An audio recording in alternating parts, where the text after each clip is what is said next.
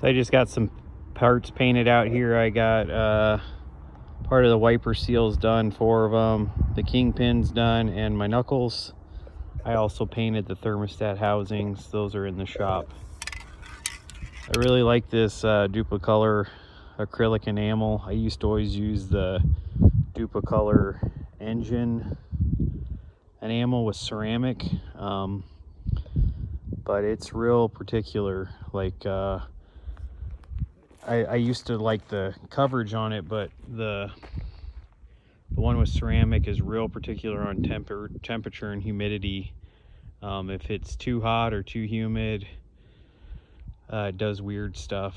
Like even the semi-gloss will turn low gloss, and if there's too much humidity in it, it turns gray. The paint turns gray, and you can come back and recoat it and it still turns gray. It's crazy. So had really good luck with this acrylic enamel even in the high heat of Arizona.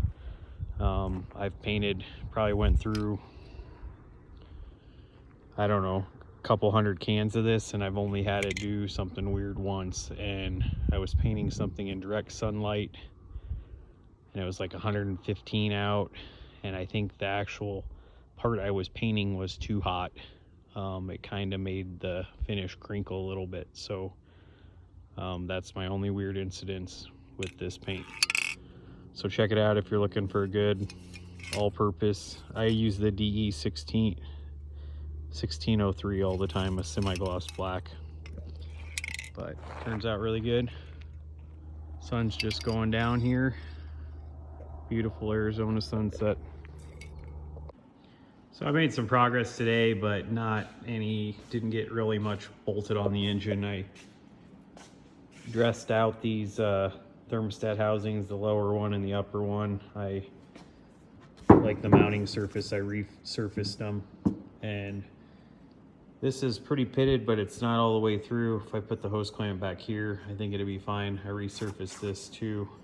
The thermostat actual housing part down here is standard GM size, but the water inlet's real small. So, and it's like clocked opposite like a small block Chevy. So I'm sure, I'm not saying I couldn't find something, but I think this will work for what I'm doing. And then the lower one, so I got the gaskets for the lower, the upper, and I got a factory 195 thermostat. I'm gonna go with, like I was saying earlier, these earlier video, that these Duralast ones are real good. They're a triple bridge and almost no failures on these, so 3 bridge, and it's a Moto Rad, but 195 should work great with the Sniper fuel injection. And I think that's about it. Oh, I also did get a radiator cap, the right pressure for this thermostat. So the radiator caps on these old Jeeps are huge. Like a standard radiator, like 70s, 80s vehicles kind of were a standard size up through the 90s, but these old Jeeps are huge. Like you could dump a gallon jug of water into it, no problem with the funnel. So I got one to match the thermostat pressure, and I'm gonna get the pulleys on this thing early next week, maybe Sunday. And I'm also gonna get the front axle in and start on the kingpins. Should go pretty quick. And then next week, my main thing is to get the tranny transfer case back in the Jeep.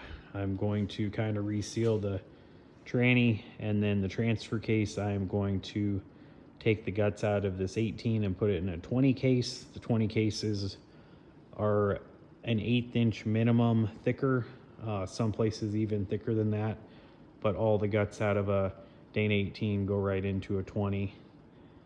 And I'll go over that, and then I might wire brush the drive shafts if I have time, get this one back in phase and have it balanced. It's out of phase, wire brush it, change the U-joints, put some Spicer Life Series in there, and then on to the fuel injection.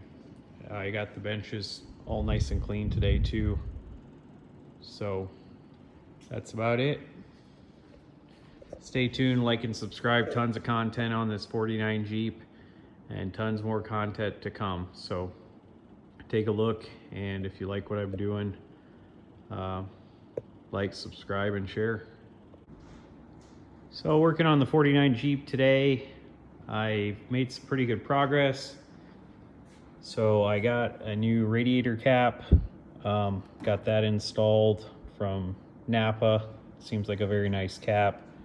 Got a new oil filler cap. This was getting residue around the top. I was trying to match the radiator cap with the thermostat temperature, so I got that matched up.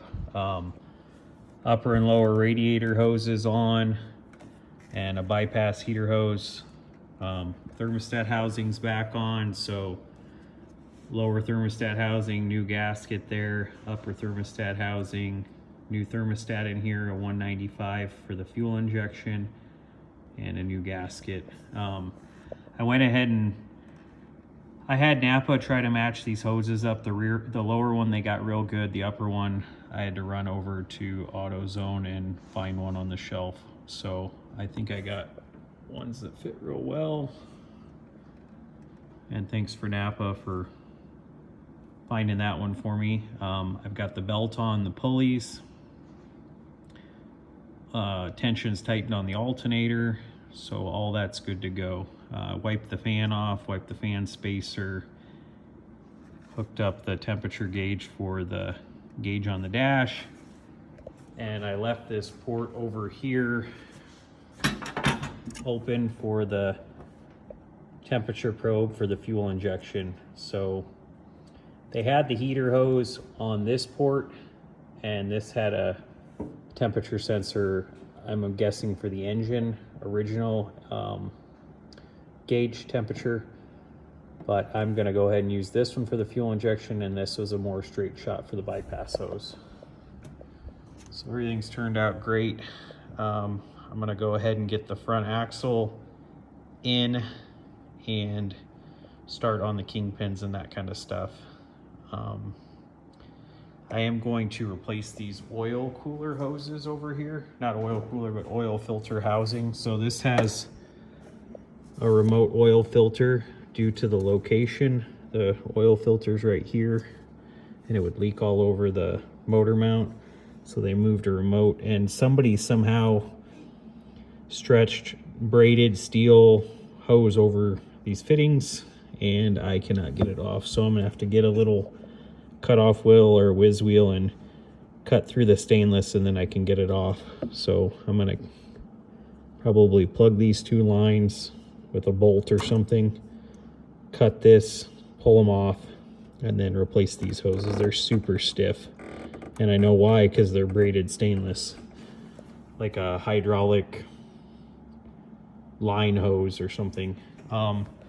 The benefits to doing molded rubber hoses and finding one that fits over these flex hoses. These flex hoses just look crappy. They look like you couldn't figure out what you're supposed to put on there, so you put these on. The rubber on these isn't as good. I've seen molded rubber hoses. I mean, I've had vehicles come in the shop that are 50 years old and they have a factory molded rubber hose on it. Is it good? No. But is it leaking?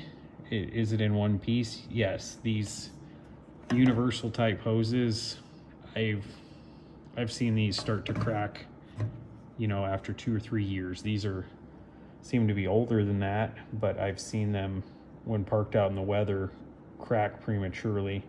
And these molded factory hoses just look a lot more copacetic and professional. So glad I found those. Gonna raise it up, and I'll show you a couple things down below and then move on to the front axle. So I'm trying to keep things rolling, and I don't want to forget anything, so when I think about things, I do them. I went ahead and drove the pilot bushing in the back of the crank.